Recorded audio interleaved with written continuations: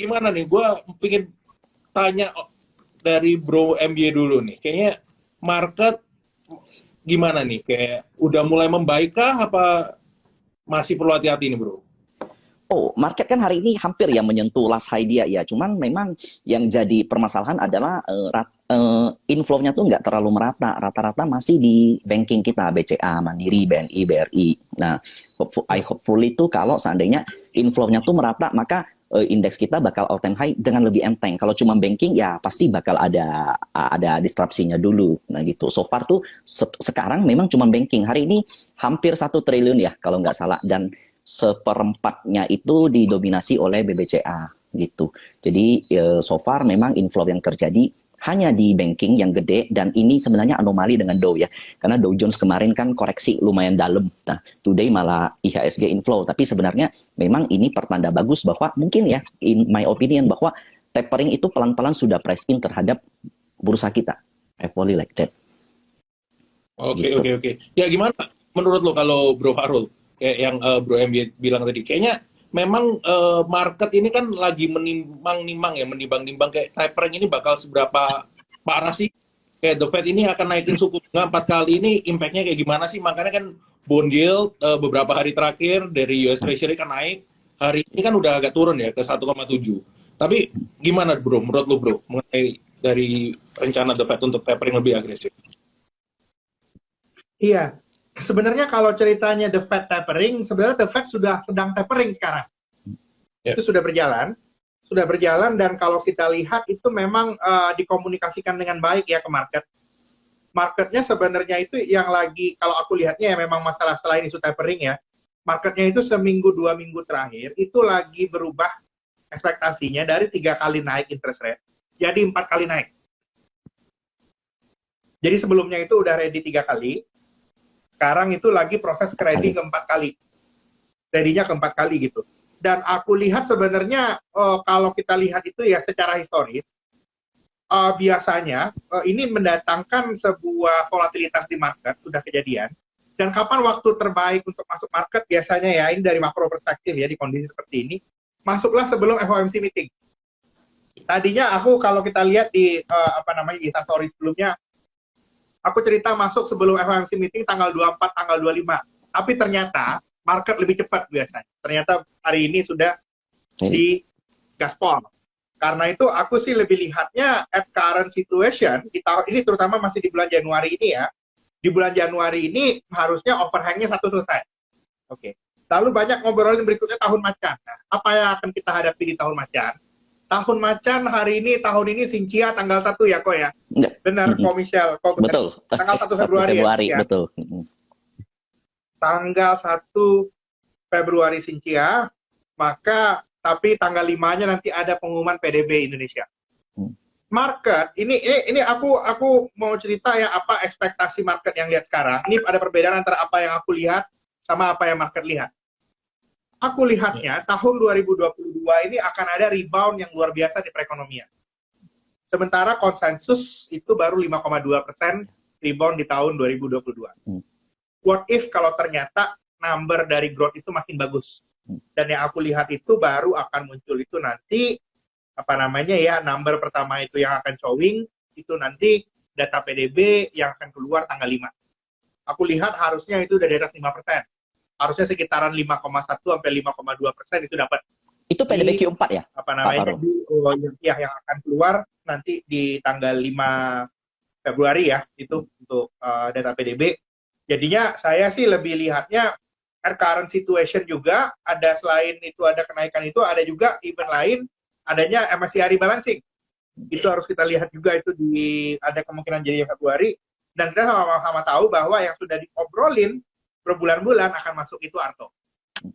Dan juga harusnya saya lihat mungkin ya di bulan depan itu akan jadi moment of truth dari capital market kita, dan saya lihat arahnya mudah-mudahan itu bisa naik banyak. Tapi memang tadi seperti yang kata Ko misalnya tadi bilang, bahwa naiknya tuh baru bank doang ya kok ya, harus ke yang lain ya. Bener. Saya lihat sih memang kalau mau masuk ke yang lain, asingnya itu harus agree bahwa Indonesia ini recover. Sampai sekarang ini masih ragu. Kalau ngelihat, kan kemarin kuartal 3 jelek itu angkanya 3,5. negara emerging kok mau 3,5, gimana kita equity investor mau masuk? Ya aku lihat sih nanti begitu itu balik ke 5% di awal Februari, ini belum diobrolin ya sekarang, belum diobrolin sekarang, kemungkinan baru diobrolin nanti late next week. Itu aku lihat akan menjadi sebuah katalis yang positif. Karena itu saya sih masih lihatnya marketnya bulan Februari akan lebih prospektif. Nah, tapi naik cepatnya itu kapan? Secara statistik, ini statistik yang kejadian bertahun-tahun ya, market itu sebelum Fed Fund Rate naik itu volatile. Okay. Tapi setelah Fed Fund Rate naik, itu kan kemarin aku sempat share juga ya chartnya, April 2024, Desember 2015 setelah Fed Fund Rate naik, yang pertama di rate hike cycle-nya biasanya akan ada relief rally. Market itu biasanya the Fed udah ngasih arahan itu kira-kira mau naiknya berapa banyak, berapa lama, policy yang ikutannya kayak gimana. Begitu itu terjadi, marketnya relief, biasanya rally kencang. Di sejak tahun 2000 kan ada 2 kali rate hike cycle ya, yang mulai 2024 sama akhir tahun 2015. Emerging market asset class rally, dolar turun. Itu yang paling penting yang aku lihat nanti. Akan menjadi mungkin moment of truth di mana marketnya bisa naik banyak. Jadinya itu yang aku lihat ya, Februari akan ada data internal, itu akan lebih banyak diobrolin orang. Bulan Maret aku lihat akan ada rally setelah Fed Fund Rate hike. Kira-kira kayak gitu. Oke. Ya, ini kita langsung ngobrol-ngobrol santai aja. Misalnya Ko MY ada yang mau langsung ditimpalin ke Bro Fahrul, ada yang mau ini nggak apa-apa ya. Kita langsung ngobrol-ngobrol santai. Tapi Bro Fahrul tadi kan sempat kebanyakan singgung soal the Fed ya. Kalau untuk BI sendiri, kira-kira akan naikin suku bunga kayak kapan dan berapa kali nih, Bro? Kalau kita melihatnya BI akan naikin suku bunga itu agak berbeda dari kenaikan suku bunga sebelumnya. Okay. Kalau dulu rate hike cycle kita 2013 dan 2018 dikarenakan adanya tekanan terhadap rupiah karena Indonesia defisitnya besar. Sekarang defisitnya udah nggak besar, bahkan udah surplus. Sehingga tahun ini kita punya kemewahan untuk tidak menaikkan suku bunga bersama-sama dengan The Fed. Aku lihatnya second half BI akan naikin suku bunga September dan Desember masing-masing 25 basis point. Fed naik 4 kali, BI karena kita inflasinya belum sekencangnya Amerika Serikat, kita bisa naik lebih sedikit daripada The Fed, kira-kira kayak gitu. Oke. Tapi memang, ini tren yang selalu aku ingatkan ya, dari makro perspektif, sejarah menunjukkan bahwa 2 tahun sebelum pemilu itu adalah tahun terbaik IHSG. Biasanya, dan kemudian setahun sebelum pemilu adalah tahun terburuk IHSG. Jadinya aku tetap stick pada pandangan dari awal tahun. Ini adalah tahun ini adalah tahun terakhir IHSG rally sebelum ada koreksi di tahun depan. So, this year, just do and make our best. Kira-kira seperti itu. Waduh, mantap. Ini gimana Bro MY? Kalau menurut Pak Fahrul, tahun depan lebih susah nih. Jadi tahun ini kita harus manfaatkan. Tahun ini kita make our best.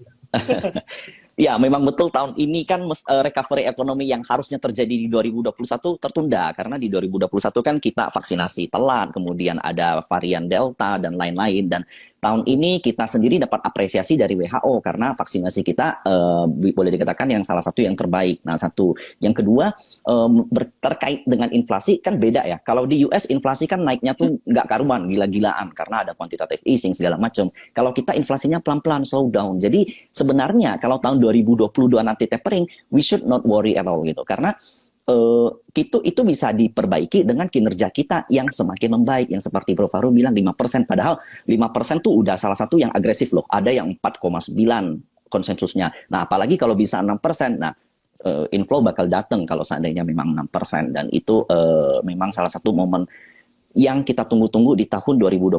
Dan salah satu senjata dari kita untuk mencegah tapering memang kenaikan suku bunga. Kalau kita stagnan terus ya, imbal balik di US jauh lebih menarik kan daripada kita. Tapi terakhir kali saya pikir BI masih main aman ya, karena kemarin atau lusa kemarin tuh BI rate masih ditetapkan tetap kan nggak naik gitu. Jadi memang kenaikan BI rate memang harus nunggu inflasi dan nunggu data PDB kita. Neraca kita surplus, kenapa? Komoditas kita naiknya kencang, ekspor kita bagus. Nah, so this itu akan happen lagi di 2022. Oke. Nah, tadi gua mau nyambung sedikit nih Ko MY. Tadi kan lu bilang karena komoditas kita bagus nih. Gua sebenarnya penasaran sama view lu dari view-nya Ko MY sebagai trader yang teman-teman agung-agungkan dan cintai karena guyonan-guyonannya juga.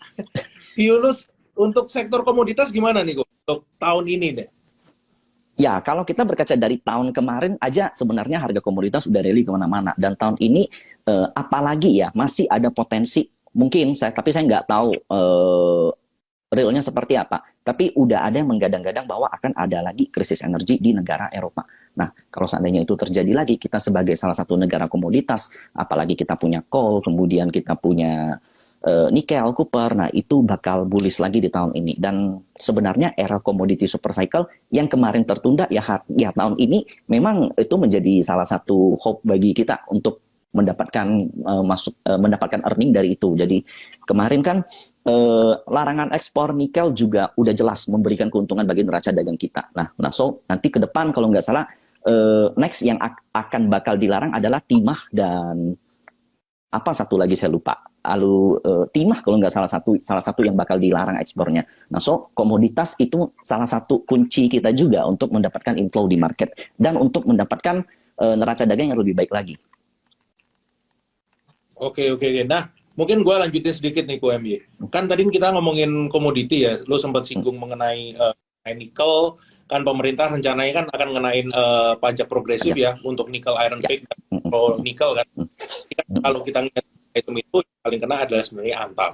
Terus kan kita tahun ini kan mungkin kalau kita nyambungin komoditas metal, tentunya kan teman-teman udah sering dengar tahun ini Indonesia lumayan agresif mau bikin electric vehicle, terutama motor dulu nih ya kan.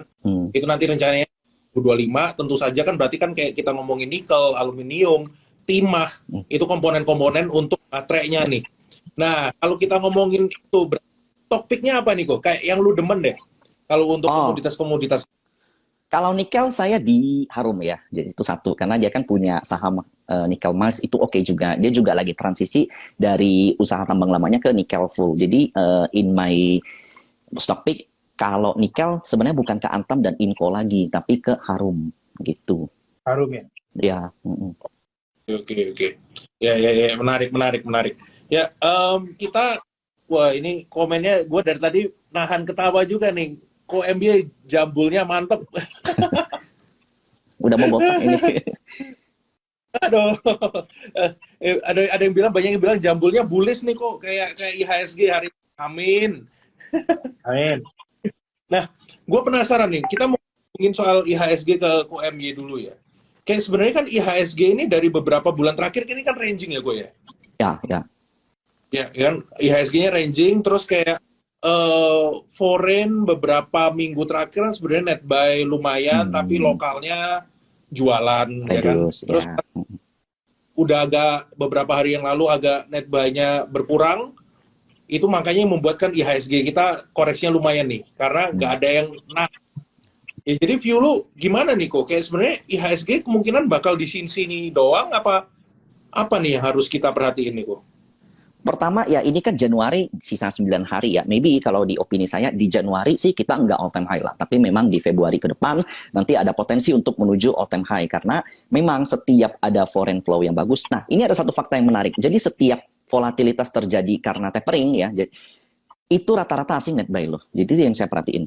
Justru asingnya nggak outflow. Yang keluar itu domestik malah. Nah alasannya kenapa? Ya maybe kekhawatiran investor lokal terhadap tapering terlalu berlebihan. Nah padahal faktanya adalah ketika terjadi tapering, foreign yang menahan rata-rata big caps tapi masih terbatas di banking. Itu yang membuat IHSG ranking, nggak bisa kemana-mana. Kalau seandainya banking jalan, infrastruktur jalan, kemudian salah satu yang weighting gede, contoh, ya infrastruktur seperti Telkom segala macam, kalau seandainya itu juga ikut jalan, so IHSG bakal mendapat turunan yang merata, yang nggak cuma sekarang. Mungkin teman-teman ngerasa di Porto nggak kemana-mana nih, kok bisa IHSG 1%? Ya karena BCA-nya 2% gitu. BCA-nya yang weighting 30-an% loh, bayangin. Nah, jadi sebenarnya memang untuk IHSG bullish seperti ini memang perlu sektor lain, nggak bisa cuma banking. Oke, oke. Nah, ngomongin kita perlu sektor lain. Tapi kayak menurut KOMB gimana ya? Kayak mungkin kalau aku waktu itu kan sempat ngelihat live-nya KOMB juga yang penjelasan KOMB ini mengenai kalau di luar itu kan kayak sektor banking dan teknologi di Amerika Serikat kan ini bobotnya lumayan berimbang kan. Jadi kalau ada rotation itu kayak oh ya indeksnya masih bisa naik karena bobotnya sama-sama gede nih. Kalau di Indonesia kan enggak, ya kan? Bankingnya segede gaban, yang lainnya kayak teknologinya Kecil. segede semut. Ya jadi kayak ya sebenarnya itu mungkin yang membuat indeks kemana-mana. Jadi strateginya kalau market kayak gini gimana kok? Apakah kita ya udah kita kalau gitu gue masukin ke big caps aja atau kayak kita scalping, kita fast trade atau gimana nih kok sebenarnya market kayak gini nih? Oh, pertama, ini kan ada indikasi bahwa IHSG akan menuju all-time high dan bullish. Nah, jika itu terjadi, kalau teman-teman hanya memilih satu sektor, maka akan sayang, karena teman-teman nggak dapat rotasi. Jadi, kalau mikro kita bagus, bisa mengalahkan unsur-unsur makro yang bakal menjadi trade di tahun 2022, jadi akan bukan cuma banking yang jalan, tapi I hopefully seperti turunannya properti, ASI, infrastruktur, itu bisa ikut jalan. Dan kalau itu terjadi, maka susunlah porto dengan diversifikasi yang merata. Jangan hanya cuma tech doang gitu. Ingat loh, tech akan menghadapi banyak tantangan di tahun 2022. Nah, sementara kalau IHSG masih seperti kayak kemarin, bolak-balik, nah itu udah otomatis kalau teman-teman pegang kayak saham kayak ASI atau yang properti nggak bakal kemana-mana. So, mesti di saat-saat seperti sideways seperti itu, ya usahakanlah mendapatkan saham yang memang pergerakannya tuh bisa mengalahkan IHSG atau istilahnya tuh low beta lah, gitu. Oke, oke. Nah, ini gue mau ke Pak Fahrul dulu nih, dikit. Jadi kan kayak tadi Bro MB kan sempat ngobrol juga kan kayak recovery. Sebenarnya kalau kita tahun ini misalnya recovery lanjut lagi nih Pak Fahrul, berarti kayak seharusnya kan sektor yang benefit dari selanjutnya setelah purchasing power meningkat itu kan biasanya kan ada otomotif, properti dan mungkin juga consumer goods. Menurut Pak Fahrul gimana ini? Apakah kita mulai fokus ke situ? Karena kalau kita lihat kan saham-saham properti ini justru kayak 1 bulanan mungkin udah jebles nih, udah turun semua nih. Gimana nih Pak Fahrul? Iya, enggak, permasalahan dari sektor properti ini adalah sektor properti ini mengalami perbaikan, Pak. Cuman untuk fund manager masuk, ini terutama ini mindset-nya ya, karena kita mau nggak mau butuh insti lokal juga. Untuk fund manager masuk, biasanya properti ini paling belakang, Pak. Dikarenakan weighting-nya di indeks itu tidak terlalu besar. Biasanya kalau indeksnya sudah kencang banget, baru properti ini masuk. Karena itu kalau saya sih lihatnya nanti begitu indeks itu sudah menuju all-time high, after that kita udah harus lihat properti-properti ini yang cenderung masih under value. Itu yang kita lihat. Begitu indeksnya nanti di atas 6.700 atau di all-time high, mau nggak mau tadi seperti yang KOMY bilang, kita udah harus mulai memperhatikan lagi mikronya gitu dibandingkan makro. Jadinya aku lebih lihat itu properti masih suka. On the consumer side, sampai sekarang buy makro saya masih nggak suka. Mungkin saya udah terkenal ya, saya sangat tidak suka, saya sangat nggak suka sama sektor consumer. Jadinya consumer mungkin kalau mau ada sentimen membaik, tunggu harga soft commodity-nya turun dulu ya. Itu kira-kira. Selama harga soft commodity ini tinggi, berarti cost-nya naik, margin compression lumayan, terus commoners di Indonesia juga income-nya, recovery-nya belum kencang. Karena sama yang kita ketahui, recovery yang terjadi sekarang kan relatively unequal. Itu kira-kira. Jadi kalau untuk properti saya suka. This is a very good value investing ya. Suatu saat akan naik tapi nunggu. Mirip kayak call tahun lalu. Berbulan-bulan call kan lama naiknya. Cuma sekali jalan kan smooth. Kira-kira kayak gitu ya. Ya cuman ya lumayan nunggunya sih. Mungkin benar tadi yang kayak diobrolin sama KOMY, kita karena sekarang ini ceritanya masih makro, on any macro relief, overhangnya selesai, big cap-nya jalan dulu. Dan kemungkinan nanti big cap-nya bisa big cap yang di luar bank juga, itu harus kita lihat. Kalau mau IHSG-nya di atas 6.000, dia break new high, kira-kira kayak gitu. Oke. Ya ini sekalian ya, kita ngobrol-ngobrol. Ini mungkin kalau teman-teman ada yang pertanyaan, juga boleh.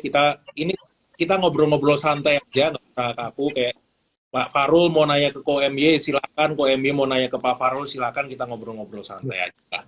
Karena hari Jumat ini, jadi kita temanya adalah ngobrol santai. Kalau misalnya Ko MY atau Pak Farul ada yang sambil ngopi-ngopi juga nggak masalah loh ini. Siap Pak. Saya minum dulu juga kalau gitu ya. Oh iya Kita siap. masih di kantor. Kalau gitu boleh ya saya nanya Pak Farul ya? Boleh. Boleh. Begini. Gua nanya juga ya.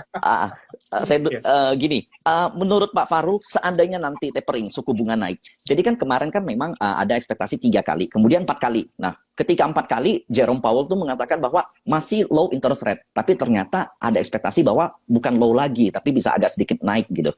Nah, itu kira-kira di tahun ini, bagaimana dengan saham-saham teknologi, Pak Farul, pandangannya? Kira-kira efeknya berimpact lumayan kuat atau ternyata bisa strong atau gimana? Kalau aku sih lebih lihatnya saham-saham teknologi ya. Di luar digital bank itu sudah lumayan berat tahun ini ya. Pokoknya kalau saham teknologinya itu masih ceritanya masih butuh funding, masih ada outlook mereka butuh external funding, itu bakal sulit kemungkinan ekspektasinya ya. Karena mau nggak mau begitu liquidity ini berkurang, liquidity ini balik ke real sector, ya udah nyari funding lagi, orang udah nggak bisa assume zero interest rate lagi dalam dolar. Itu yang kejadiannya. Jadi kalau saya sih lihat on the digital dan teknologi, pilih saham-saham yang sudah hampir selesai. Karena ini bakal jadi moment of truth.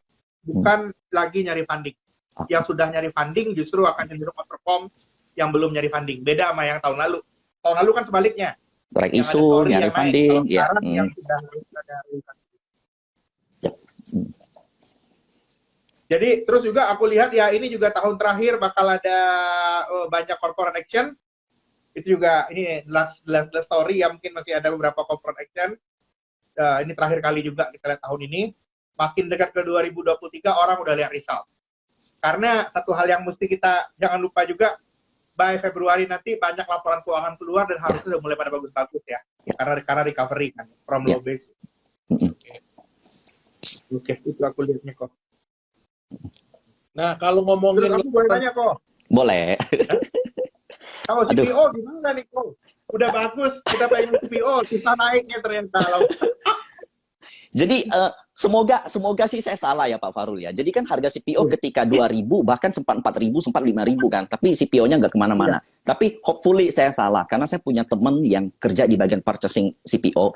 Jadi CPO itu kan rata-rata harganya per kontrak ya. Jadi rata-rata bayar CPO kan, we know bayar CPO tuh kalau nggak India ya China paling biasanya kan. Nah pertanyaannya adalah ketika CPO harganya murah, kontrak yang diajukan oleh buyer itu besar, tinggi. Tapi ketika harga CPO tinggi, perusahaan-perusahaan kita yang di Indonesia dapat kontraknya kecil. Jadi saya nggak tahu, tapi di laporan keuangan berkata lain. Tapi teman saya yang kerja di perusahaan CPO itu termasuk salah satu yang listing di bursa. Itu yang terjadi yang dia katakan. Jadi ketika pandemi, harga CPO low di bawah 2.000, itu pemesanan demand tuh bukan main gedenya, tapi terikat kontrak di harga di bawah 2.000. Nah, ketika ekonomi rebound, ketika CPO menyentuh 4.000, kontrak yang mereka dapat itu masih nyelesain kontrak-kontrak yang di bawah 2.000. Saya nggak tahu ini benar apa enggak. Tapi karena itu belum ke-reflect ya kok ya. Betul, belum ke-reflect dengan harga-harga 4.000. Ya, maybe di tahun ini atau tahun depan baru dapatnya gitu. Tapi di laporan takutnya nanti ketika udah mau harganya mark to market turun lagi CPO-nya. Turun lagi CPO-nya, makanya it's a very hard moment untuk CPO ya. Masih ada hurdle kayak gitu ternyata. Nah, terus ini mungkin buat Pak Farul sama Ko MJ ini menyambung soal CPO. Kan waktu itu ada wacana ya pemerintah ini berencana untuk memberlakukan DMO nih untuk CPO karena ya kita lihat harga minyak goreng kan ini udah setinggi langit nih bro ya. Karena nggak ada nih. Jadi gimana? Kayak mungkin nggak sih untuk kayak DMO CPO ini dan impact-nya seperti apa sih kira-kira kalau ternyata diberlakukan? Kalau aku lihat ya pada dasarnya sih dari dulu ya memang CPO ini paling banyak itu pasarnya buat ekspor ya. Dari dulu. Kalau diberlakukan diberlakukan DMO pun ya mungkin dampaknya kalau sahamnya sih kemungkinan sentimennya jadi kayak call gitu. Kan di call ini kan juga ada keraguan juga kalaupun harga tinggi ada DMO jadinya orang ragu gitu apakah ini bisa memberikan dampak langsung sih. Jadinya kalau sampai ada kayak gitu tambah overhang sih di sektornya. Walaupun komoditasnya bagus, tapi ya nggak, kita market lihatnya tidak se-straightforward zaman dulu. Itu yang bakal kejadian. Oke. Ya. Jadi ya better kalau mungkin menurut gua kayak CPO ini kan. Tapi yang udah kejadian sekarang itu sebenarnya CPO kan sudah ada CPO fund anyway. Ya. Oke. Ini dari tadi gua ngeliatin komen-komennya ini agak kocak-kocak. Insight-nya untuk emiten multi-bagger. Waduh. Banyak dulu. Ini ini multi-bagger gimana ceritanya kok? Kalau aku sih pikirnya ya, yang multi-bagger itu tahun depan, tahun lalu udah keluar semua nih. Mungkin udah tinggal 1-2 kan tahun ini ya. Udah lihat di sana ya. Gimana? Berat sih kalau multi-bagger ya. Tapi gini, karena kalau tahun lalu kan ada lagi. Tahun lalu kan yang multi-bagger boleh dikatakan nggak ada satupun yang blue chip ya. Nggak ada kali. Mungkin rata-rata saham teknologi. Kenapa? Iya, Likuiditasnya kecil, satu. Kalau saham-saham yang multi-bagger rata-rata likuiditasnya kecil dan rata-rata saham teknologi. Kalau tahun ini recovery ekonomi, ya kalau seandainya kalian berharap multi-bagger di BCA, berarti BCA harus 14.000 kan? Dan itu most likely impossible lah di tahun ini. Nah, bedanya gimana? Ya, menurut saya sih nggak perlu cari multi-bagger di tahun 2022. Upside 30%, 40%, 50%, it's okay. Tapi kalau seandainya kalian bisa besarkan porsi kalian, itu kan more good. Dibanding dengan contohnya, kalau kalian cari saham yang multi-bagger, setiap hari arah, sekali dia turun, apapun yang naik kenceng, turunnya kan koreksinya cukup gila. Nah, kalian nahan nggak swingnya gitu? Swing low-nya kalian bisa nahan nggak? Malahan ujung-ujung cut loss kan? Ujung-ujung dia setelah di cut loss terbang, nah itu justru beresiko. Nah, tapi volatility di blue chip itu kan kecil. Nah, jadi kalian bisa lebih agresif di saham-saham yang memang outlook-nya adalah recovery ekonomi, yang most likely adalah all econ. Di tech boleh nggak? Boleh. Tapi menurut saya nggak semua tech. Yang pertama, yang paling penting adalah digital bank. Kenapa? Karena rata-rata ya kalau saya perhatiin riset dari digital bank itu menargetkan target price dengan GDP. Jadi mungkin ada korelasi ketika GDP kita membaik, ketika PDB kita membaik, maka earning dari atau jumlah rate daripada digital banks itu juga meningkat. Selain dari cost of acquisition dan juga NIM-nya gitu. Ya, itu setuju banget. Jadi kayak kita mungkin tahun ini harus bisa lebih realistis lah ya, MY ya. Kayak mungkin kan banyak saya setuju dengan dengan MY itu. Bahwa tidak setiap tahun itu tahun multi-bagger. Tahun multi-bagger itu adalah selalu tahun ketika coming from behind. Jadi jelek banget, kita recovery. Kalau udah recovery, semua orang tahu recovery, biasanya return udah agak normalize. Ya. Nyari yang multi-bagger udah susah. Karena multi-bagger kan bisa didapat ketika ya let's say ada low base effect. Low base effect kan berarti karena ada krisis gitu. Ya. Setuju. Jadi mungkin buat teman-teman balik lagi ya, nggak usah don't put your expectation too high. Kan banyak ini yang kayak ngarep nih. Tadi ada yang bilang, wah ini 10 kali bagger, ini berapa kali bagger.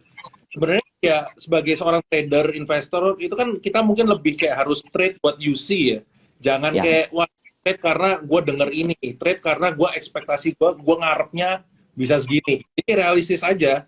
Mungkin nanti Ko MY bisa cerita sedikit nih, biar menjadi trader yang realistis nih kok, nggak terlalu banyak kayak, wah katanya ini begini, katanya itu begitu, jadi gue mesti gimana. Lu biasanya kalau trading gimana kok, biar lu bisa konsisten gitu. Mungkin ini sekalian kita sambungin dikit lah. Oke, zaman sekarang kan ini di zaman di bursa saham sekitar 5 tahun lalu tuh dengan sekarang tuh beda banget. Informasi gampang banget kita dapat, tapi nggak semua good information kan. Nah, ada beberapa informasi yang memang let's say masih menjadi rumor. Makanya zaman dulu tuh ada istilah rumor on the street kan. Dia pakai rumor untuk main aman gitu, bahwa ini bukan fakta, ini masih rumor. Nah, sebagai trader dan investor, kalian boleh kok dengar berita, dengar apa yang orang sampaikan, dengar juga berita-berita di grup segala macam. Tapi kalian harus punya filter di telinga, karena bagaimanapun ketika kalian melakukan pembelian, nah itu nggak terpengaruh, market tuh nggak peduli sama apa yang kalian dengar. Nah, saya tuh selalu kayak semua berita, semua saran, semua analisa itu boleh kalian dengar, tapi kalian harus punya filter di telinga. Nah, gunakanlah filter itu, dan filter setiap orang berbeda-beda. Nah, mungkin kalau ada orang bilang CPO bullish, tapi saya nggak bisa. Kenapa? Karena harga saham CPO semuanya nggak ada kemana-mana. Properti juga bullish, very bullish. BSD lowest interest rate ever di Indonesia. Lalu pre-sales BSDE di Q4 itu udah 94%, bayangkan. Lalu dengan ada pajak DP yang rendah sekali, kemudian KPR yang bisa sampai 20-25 tahun, secara teori properti harusnya jalan gitu. Tapi in fact yang kita lihat nggak ada. Nah, makanya kita perlu filter-filter seperti itu yang sesuai dengan profil portofolio kita. Oke, oke. Nah, ini kan tadi kita udah dengerin nih gimana kayak strateginya dari KOMY untuk trading dan stock pick dan lain-lain. Kalau dari Bro Fahrul, gimana bro? Lu kalau kayak mau trading, lu untuk kayak stock pick, strategi lu gimana nih Bro Fahrul? Kalau aku mungkin beda. Aku lihatnya dari makro ya. Aku selalu lihat ini tahunnya temanya apa. Kita lihat dulu siklusnya apa ini. Apakah siklusnya masih early recovery, apakah udah full recovery, apakah ekonominya udah peak. Kalau aku lihat sih, kalau kayak tahun ini udah mulai recovery. Aku sih udah mulai coba banyak masuk ke saham-saham yang cyclical ya, dasarnya. Kayak perbankan itu harusnya udah mulai naik ya. Nanti kalau udah recovery-nya udah kencang banget, baru masuknya ke saham-saham yang relate sama consumer ya. Dan terutama mungkin yang paling enaknya kalau kasusnya ceritanya market cycle-nya tahun ini temanya baru coming from behind, itu yang paling enak kayak tahun lalu. Tahun lalu kita nyari saham-saham multi-bagger ya. Kalau saya sih lebih lihat temanya tahun ini apa gitu. Tema makronya kemana, itu nanti baru kita sesuaikan. Kalau aku selalu lihat makro, tapi kalau ketemu bottom up yang kece banget, itu juga harus diperhatikan. Kira-kira kayak gitu ya. Sama lihat flow juga. Penting. Oke. Sama kayak Ko bilang tadi ya, kayaknya mau bilang gimana pun, bagusnya CPO, ya ternyata ada overhang, ternyata flow-nya juga nggak ke sana, ya sulit naik. Kira-kira. Jangan do not type the market, itu yang paling penting. Betul. Kita harus tahu di fase market itu temanya apa. Begitu kita lihat temanya kayak gitu, jangan dilawan. Ikutin aja. Trend is your friend. Gimana? Iya. Wah, ini ada yang nanya nih. Ini intermezzo sedikit. Om di sini masih jomblo nggak? Wah, itu. Oke. Mungkin ini banyak yang penasaran juga nih sama KOMY sama Pak Fahrul. Kalau masih jomblo nanti ya silakan di DM ke bapak-bapaknya ini. Bisa ditanyakan langsung nanti. Nah, kok gue penasaran sih. Sebenarnya kan jadi mungkin strategi dari Pak Fahrul sama KOMY kan sedikit berbeda, tapi yang sama itu adalah kita mesti ngelihat nih flow-nya ini lagi kemana, dan jangan dilawan nih, karena ya kita nggak mungkin lah kita kayak ombaknya market, diikutin aja. Kayak kita pemain yang seberapa gede sih mau ngelawan kayak pemain besar itu. Ya jadi benar, gue setuju, kayak kita follow the flow, follow ini. Nah, menurut KOMY ini, sekarang ini duitnya lagi kemana sih? Duit mungkin kalau fund foreign, kan kita tadi bahas foreign mungkin masuknya ke yang bobotnya gede-gede. Kalau teman-teman retail nih, kan KOMY pasti lebih tahu nih dari sisi sudut pandang seorang professional trader, seorang MBA. Retail ini, teman-teman retail lagi kemana sih? Rata-rata masih di digital banks ya. Cuman yang jadi permasalahan tuh gini, di digital banks mereka tuh masih dihajar semua bank kecil-kecil dibeli gitu. Yang even nggak ada story pun dihajar gitu. Sebenarnya perlu sedikit lebih selektif sih. Tapi retail memang saat ini masih berfokus ke digital banks karena ya mungkin berkaca dari story 2021 gitu. Tapi yang seperti Pak Fahrul bilang, kalau seandainya Arto masuk MSCI, itu udah otomatis kita Arto bakal dapat flow dari fund foreign kan. Udah otomatis seperti itu, tergantung lagi bobotnya. Dan dengan cap seperti Arto, menurut saya mestinya masuk ke minimal middle atau big caps-nya MSCI, mestinya seperti itu. Dengan bobot seperti Arto sekarang ya, yang udah ratusan triliun kan. Ya. Terus ini tadi ada yang nanya MSCI itu kapan? Nanti untuk MSCI rebalancing itu tanggal 9 Februari pengumumannya, nanti efektifnya itu 1 Maret ya teman-teman. Kemungkinan besar ini yang masuk itu adalah Arto. Nah, terus ada yang nanya juga, nah kalau gitu nanti setelah Arto masuk, apakah berarti udah selesai KOMY? Menurut KOMY gimana? Biasanya ketika exercise dari MSCI, ya flow-nya udah selesai. Tapi bukan berarti selanjutnya harganya turun. Bukan berarti seperti itu, karena kita nggak tahu ada flow selanjutan kan. Tapi saat ini memang udah dari November kalau nggak salah ya, fund flow Arto tuh dari foreign luar biasa. Dan I guess itu karena MSCI. Jadi memang mereka preparation dulu sebelum ex-date selesai, ya mereka udah entry dulu, karena you know that salah satu big banks digital banks yang market cap-nya memenuhi syarat, salah satunya baru Arto, I think, untuk mereka, untuk foreign. Tapi biasanya kalau udah selesai, artinya udah selesai flow-nya gitu. Iya. Agree. Nah, ini mungkin gue mau nanya juga Pak Farul, mungkin ini sedikit gak nyambung ke makro nih Pak Farul. Tapi Pak Farul kan sering berkomunikasi dengan teman-teman di institusi, jadi gue penasaran aja nih Pak. Jadi kan tahun ini itu kan sebenarnya mungkin yang paling ditunggu-tunggu adalah GoTo nih, si hijau mau IPO kan. Benar. Ini adalah itu yang bisa naikin nanti sektor teknologi nih, porsi sektor teknologi mungkin weight-nya bisa naik, salah satunya karena si hijau. Ini tapi teman-teman juga banyak yang bilang saya kayak Pak, ini kayaknya takut nih, mereka banyak yang takut nih. Kira-kira ini orang-orang gimana sih melihat si hijau ini? Apakah positif apa negatif sih Pak in general?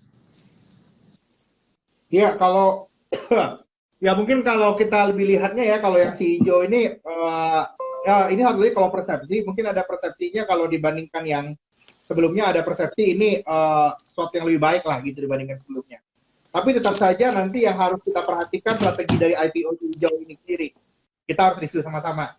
Mau size-nya berapa, free float berapa, kira-kira marketnya terima atau enggak, itu nanti akan menjadi sebuah pertimbangan sendiri juga dari kita juga. Ya mungkin kalau kita mungkin dari sisi market partisipannya, kalau dibandingkan yang kemarin itu ya reviewnya, ya kemarin salah satu reviewnya adalah itu size receipt-nya kegedean Pak, kalau kita boleh kita lihat-lihat lagi ya, size-nya dibandingkan kemampuan market kita untuk menyerap. Kalau soal valuation, I think it is debatable. Kita setiap orang bisa punya argumen, tapi kalau untuk dari size, menurut saya itu kegedean, dan ini harus kita perhatikan juga nanti di di IPO hijau yang bisa kembali. Ya mudah-mudahan lebih baik lah ya untuk sektor tech kita. Dan bagaimanapun untuk sektor tech ini, kita jangan lupa bahwa the main driver of the sector tech going ahead. Dan buat saya lihat juga spesifik sektor tech dan juga IHSG. IHSG kalau mau new high itu harus ada foreign-nya Mas.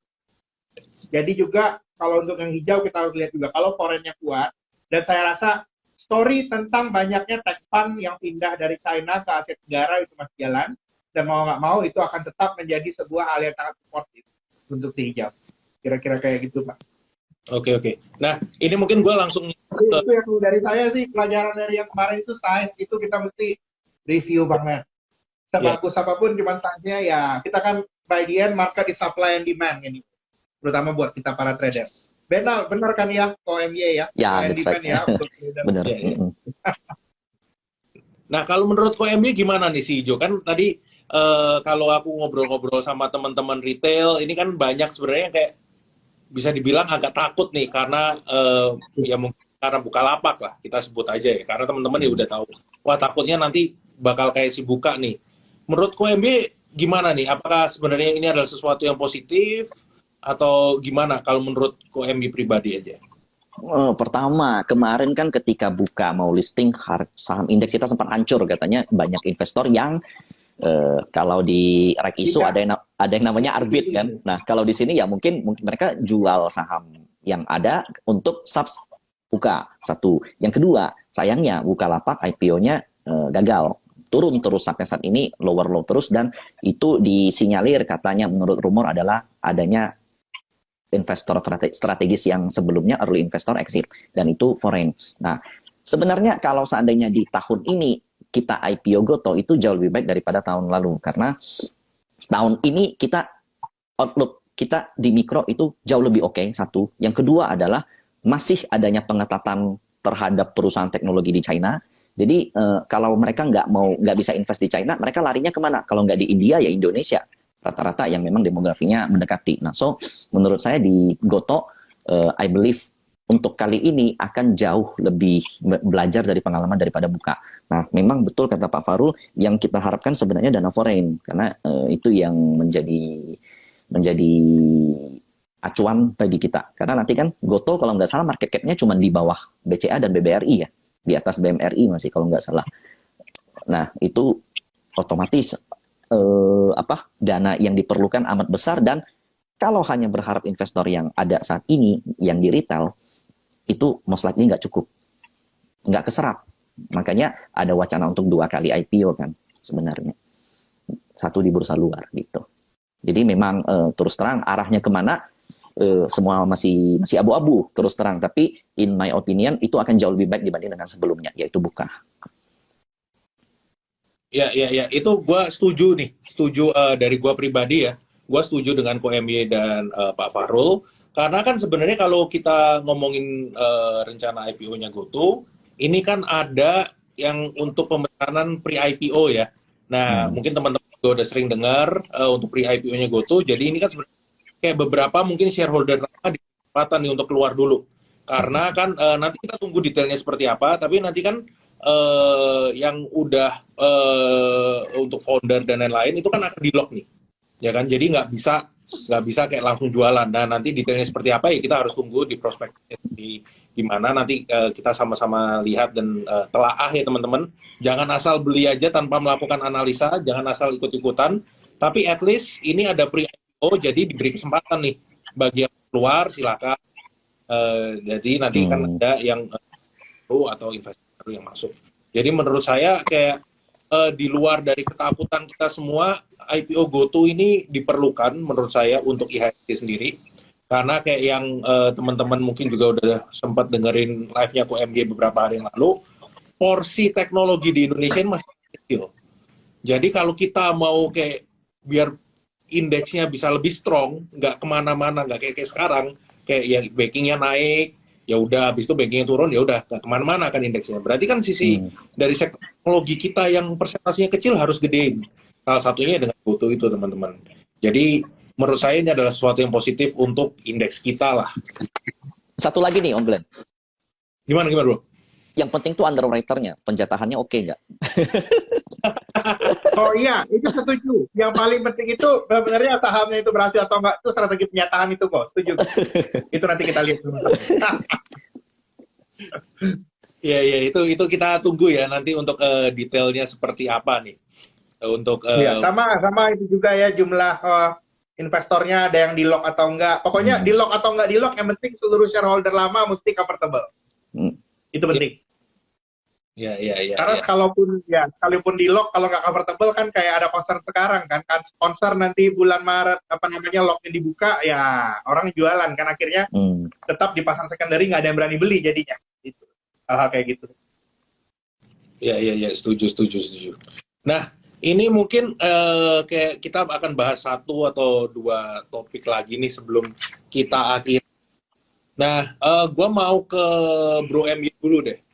Ini kan sebenarnya kayak market mungkin hari ini udah mulai bersahabat nih tuh. Ya. Terus kayak Farul bilang minggu depan kalau ada koreksi-koreksi mungkin udah bisa waktunya time to buy ya, karena udah mendekati meeting the Fed di tanggal 25-26 nih. Yeah. Nah, kalau MY sendiri siap-siap apa nih? Kayak wah, yaudah kalau gitu gua akan di caps. Apakah nanti justru kayak yaudah gua tunggu aja setelah meetingnya the Fed? Atau strateginya Ko MY gimana nih? Mungkin untuk beberapa minggu ke depan atau mungkin nanti sampai setelah meetingnya the Fed, strategi dari Ko MY? Oke, first adalah saya meyakini bahwa bursa akan all time high di tahun ini. Nah, yang kedua, all time high-nya pakai apa? Kalau pakai properti kan nggak mungkin. Nah, so itu pasti big banks. Nah, saya bakal ambil salah satu big banks yang saat ini saya tuh punya BBCA dan BBNI. Nah, kemudian untuk sektor digital gimana? Nah, jadi kan yang merespon paling besar ketika terjadi taper tantrum atau kenaikan suku bunga adalah biasanya saham teknologi. Nah, di sini juga saya akan buy on dip saham teknologi yang memang dia punya story di tahun ini masih oke. Nah, salah satunya Arto berkaitan dengan MSCI rebalancing. Lalu kemudian ada beberapa saham teknologi lain yang memang saya cukup melirik, yaitu terkait dengan turunan daripada digital banks. Jadi digital banks punya banyak user buat apa kalau seandainya dia nggak punya produk wealth-nya. Nah, wealth produknya ini yang perlu diperhatikan. Wealth produknya ini dari digital banks kan ada lending satu. Jadi lending dari contoh finance, kemudian ada tech insurance, lalu ya mungkin nanti bakal ada e-wallet, lalu ada contohnya kayak reksadana online atau segala macam. Nah, itu yang saya perhatiin untuk tahun ini. Jadi ketika ada fear terhadap tapering, nah disitulah kesempatan untuk buy on dip. Tapi jangan yang memang story-nya udah selesai atau yang memang masih kesulitan untuk mendapat funding, yang investornya siapa masih belum jelas, rek isunya kegedean nggak ada yang mau beli gitu. Kan banyak tuh kejadian rek isu gede banget tapi nggak ada yang mau beli, ya ujung-ujung gimana ya, percuma kan. Nah jadi strategi saya memang pertama kita harus punya big caps banking. Nah pilihlah salah satu, BCA, BNI, BRI atau BMRI. Kalau saya di BCA dan BNI. Yang kedua tech, saya di Arto dan produk-produk turunan daripada digital banks. Oke. Menarik banget. Nah, itu teman-teman bagi yang penasaran untuk strategi tradingnya mesti gimana, itu KOMB sering banget tuh ada live di Instagramnya teman-teman. Mungkin di sini juga udah sering ngikutin KOMB lah untuk strategi-strategi trading dari yang simple, dari yang advance, itu dijelasin tuh teman-teman. Sangat membantu banget. Jadi teman-teman langsung cek aja. Nah, itu untuk Pak Fahrul. Kalau dari KOMB tadi kan dari sisi sahamnya nih, marketnya nih. Kalau dari sisi makronya gimana Pak Fahrul? Ada yang mesti kita antisipasi nggak sih? Ternyata ada nanti meeting the Fed, wah jadi lebih agresif tone-nya. Apakah dia ternyata lebih super hawkish, ternyata super dovish? Mungkin nggak sih? Dan apa yang kalau mau cerita hawkish, saya rasa market sudah lebih hawkish dari the Fed. Itu yang kejadian sekarang. Market sudah lebih hawkish dari the Fed, udah pricing in 4 kali naik, sementara the Fed-nya bilang 3 kali naik kemarin. Kalaupun minggu depan the Fed bilang itu 4 kali naik, itu akan matching what market already expect. Karena itu saya from at current position, saya sebenarnya nggak terlalu bearish ya, untuk trading perspektif sampai bulan depan sih. Jadinya itu udah bisa, udah bisa Pak untuk bangun posisi ya. Itu yang aku lihat. Adapun hal yang paling penting kita perhatikan tahun ini, yang kemungkinan bisa mendatangkan gejolak, itu adalah tentang komunikasi dari Bank Indonesia dan Kementerian Keuangan untuk keluar dari stimulus. Kemarin kan GWM sudah dinaikkan. Saya lihatnya itu belum cukup. Kedepannya kita harus dengar lagi komunikasi dari BI dan Kementerian Keuangan bahwa kebijakan yang non-konvensional, kan udah non-konvensional ini, udah beli bond buying langsung dari pasar primer, terus likuiditasnya plus, itu harus reverse. Nah, komunikasi untuk reverse ini yang kemungkinan akan mendatangkan riak-riak lah atau volatilitas di market dari sisi internal. Ini yang harus kita perhatikan. Keberhasilan dari komunikasi ini akan menentukan seberapa bullish kita sampai tengah tahun ini. Dan saya harapkan tengah tahun juga komunikasi dari policy yang non konvensional ini itu harus keluar. Kenapa harus keluar? Ini fakta menarik ya. Target APBN 2021 kemarin 1.740 triliun. Target government revenue, penerimaan pemerintah, realisasinya 2.000 triliun, Pak. 260 triliun lebih tinggi daripada targetnya pemerintah. Dan kemungkinan dengan harga komoditas yang tinggi, seperti obrolan dengan KOMB tadi ya, harga komoditas malah tinggi, penerimaan pemerintah yang kencang ini masih akan berlanjut tahun 2022. Market nanti terutama pasar obligasi akan bertanya-tanya.